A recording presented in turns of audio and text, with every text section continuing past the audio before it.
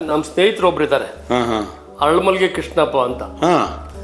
ಅವರು ಹೇಳ್ತಾರೆ, ನನಗೆ ಪಾಪ ಭಾಳ ಆತ್ಮೀಯರು, ಭಾಳ ಹಿತೈಷಿಗಳು, ನನ್ನ ಹಿರಿಯರು. ಅವ್ರ ಮನೆಗೆ ಯಾವಾಗ ನಾವು ಓದ್ತಾ ಇರ್ತೀನಿ. ಅವ್ರು ಹೋದಾಗ ಏನು ಹೇಳ್ತಾರೆ ಅಂದರೆ, ಏನು ಸರ್ ನೀವು ಕನಿಕೆರಳಿಗೆ ನೀವು ಹುಟ್ಟಿರಿ, ನಿಮ್ಮ ಮಗ ದೊಡ್ಡಬಳ್ಳಾಪುರದಾಗ ಹುಟ್ಟಿದ, ನಿಮ್ಮ ಮೊಮ್ಮಕ್ಕಳು ಅಮೇರಿಕಾದಾಗ ಹುಟ್ಟುಬಿಟ್ರಲ್ಲ ಸರ್, ಏನು ಸರ್ ಇದು ಅಂತಾರೆ. ಒಂಥರ ಅದೃಷ್ಟ. ನನಗೆ ಖಂಡಿತ ಅದನ್ನ ಕೇಳಿದ್ರೆ ಒಂಥರ ಸಂತೋಷ ಆಗ್ತದೆ. ಅದ್ರ ಜೊತೆಗೆ ಇಲ್ಲಿನ ಇನ್ನೊಂದು ವಿಶೇಷ ಏನು ಅಂದ್ರೆ, ನನ್ನ ಮಗ ಈ ಮಕ್ಕಳಿಗೆ ಕನಿಕೆನಹಳ್ಳಿ ಅಂತ ಇಟ್ಟವನೆ. ದೊಡ್ಡ ಮೊಮ್ಮಗ ಮನ್ಯು ಕನಿಕೆನಹಳ್ಳಿ, ಮೊಮ್ಮಗಳು ಸಿಹಿ ಕನಿಕೆನಹಳ್ಳಿ ಅಂತ. ಇದೊಂಥರ ಹೆಚ್ಚುಗಾರಿಕೆ ಅಲ್ವಾ? ಎಲ್ಲೋ ನಮ್ಮೂರು, ನಮ್ಮ ಕನಿಕೆನಹಳ್ಳಿ ದೊಡ್ಡಬಳ್ಳಾಪುರದಲ್ಲಿ ಎಲ್ಲೋ ಒಂದು ಹಳ್ಳಿನಲ್ಲಿ ಒಂದು ಕುಗ್ರಾಮ ಬಂದು ಅಮೆರಿಕದಲ್ಲೂ ಆ ಹೆಸರು ಹೋಬಳಿ ಒಳಗೆ ನಮ್ದು ಹಿಂದುಳಿದ ಗ್ರಾಮ. ಅಂತ ಹಿಂದುಳಿದ ಗ್ರಾಮ ಇವತ್ತು ಅಮೆರಿಕದ ಕ್ಯಾನ್ಸರ್ ಸಿಟಿ ಒಳಗೆ ಹೆಮ್ಮೆ. ಅದು ಖುಷಿ ಪಡುವಂತ ವಿಚಾರ. ನಮ್ಮ ಮಕ್ಕಳ ಬಗ್ಗೆನೇ ಹೆಮ್ಮೆ. ನಮ್ಮ ಮೊಮ್ಮಕ್ಕಳು ನೋಡಿರೋದು ಒಂಥರ ಬಂಗಾರ ಬೊಂಬೆಗಳಿದ್ದಂಗವೆ. ಸಂಸ್ಕೃತಿ ಇಲ್ಲೂ ಪ್ರಸರಿಸಲಿ ಅನ್ನೋದು ನನ್ನ ಬಯಕೆ. ಪ್ರಶಸ್ತ ಇದೆ ಬಿಡಿ. ಯಾಕೆ ನೋಡಿದ್ವಿ, ನಾವು ಇಂಟರ್ವ್ಯೂ ಮಾಡಿದ್ವಿ, ಮಾತಾಡಿದ್ವಿ. ನಿಮ್ ಖುಷಿನ ನಿಮ್ಮ ಮನಸ್ಸಲ್ಲಿರೋದು ಹೇಳ್ಕೊಳ್ಳೋಕೆ ಅದೇನು ಮುಚ್ಚು ಬರ್ರಿ ಅಂತಲ್ಲ. ನಿಮ್ಗೆ ಏನು ಅನಿಸ್ತು ಅದನ್ನ ಹೇಳ್ಕೊಂಡ್ರಿ. ಯಾಕಂದ್ರೆ ಹಂಗೆ ಮಕ್ಕಳು, ಸೊಸೆ, ಮೊಮ್ಮಕ್ಕಳೆಲ್ಲ ಇರೋದ್ರಿಂದ ಆ ಖುಷಿ ಒಳಗಡೆಯಿಂದ ಬರುತ್ತಲ್ಲ, ಅದು ರಿಯಲ್ ಖುಷಿ. ಅದೇನು ಸುಳ್ಳು ಹೇಳ್ತಾರೆ ಅಂತಲ್ಲ. ಸೊ ಹಂಗಾಗಿ ಅದನ್ನ ಕೇಳಿ ನಮ್ಗೂ, ನಮ್ಮ ದೇಶದಲ್ಲಿರೋ ಜನಕ್ಕೂ ಹೇಳೋದೇನಂತಂದ್ರೆ, ಒಂದು ಲ್ಯಾಂಡ್ ಆಫ್ ಆಪರ್ಚುನಿಟಿ.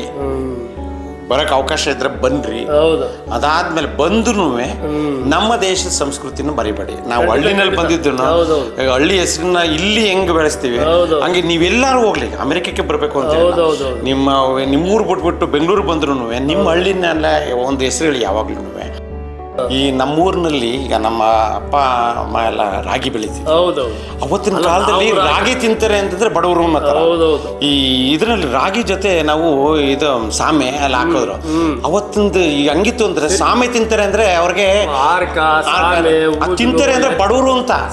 ಸಾವೆ ಅಂತ ಬರೀ ನಾವೆಲ್ಲ ರಾಗಿಲ್ ಬೆಳೆದ್ರೆ ಅದ್ ಬಂದ್ಬಿಟ್ರೆ ಅದ್ ಕಸ ಅಂತ ಅನ್ಬಿಟ್ಟು ಒಂಥರ ವೀಡ್ ಬಂದೈತೆ ಅಂತ ಬಿಸಾಕ್ಬಿಟ್ಟಿರೋರು.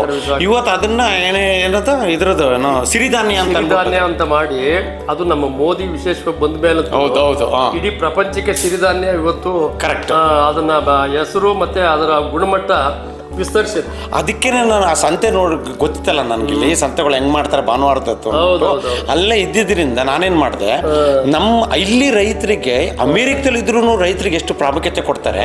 ಅವ್ರು ಬೆಳೆದಂಥದ್ದನ್ನ ಅವ್ರ ಮನೆಗೇನೆ ಲೋಕಲ್ ಜನಕ್ಕೆ ಬಂದು ಕೊಂಡ್ಕೊಂಡು ಹೋಗೋಕೆ ಒಂದು ಅವಕಾಶ ಮಾಡಿಕೊಟ್ಟಿರ್ತಾರೆ. ದೊಡ್ಡ ಸಿಟಿ, ಬ್ಯೂಟಿಫುಲ್ ಸಿಟಿ ಅಂಥದ್ರೂ ಸೆಂಟ್ರಲ್ ಒಂದು ಜಾಗ ಕೊಟ್ಟು ಅವನು ಬೆಳೆದಿರೋನಲ್ಲಿ ಬಂದು ಮಾರಬೇಕು.